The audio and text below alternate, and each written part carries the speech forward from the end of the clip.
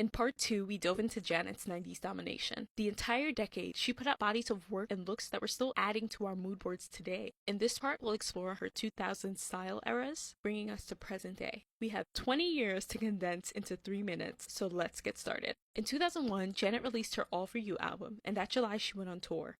This tour was known mainly for its choreography and upbeat nature, so the looks reflected that. There was much more whimsical and colorful styling than Janet had done in the past, and encompassed the levity of the early 2000s.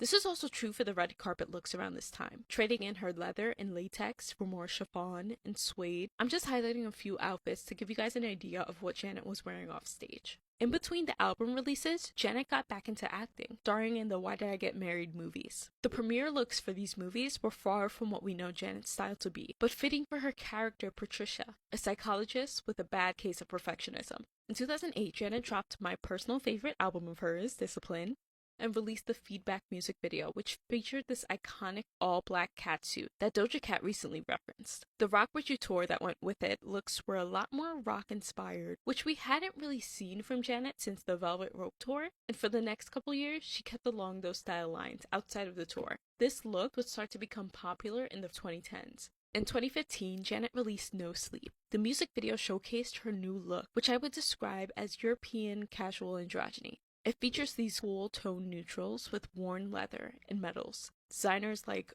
Rick Owens and Ida Ackerman are who you would wear to achieve this look, and that's exactly who was at the top of Janet's costume inspiration when she went on her State of the World tour in 2017. I think this combination of influences with Janet is interesting because she gets to bring her glam and thick leather staples to it and make it less of this rugged, cold look. Offstage as well, this look is so fitting for her. She's always been seen as edgy, so on her, this look is recontextualized as livelier and earnest.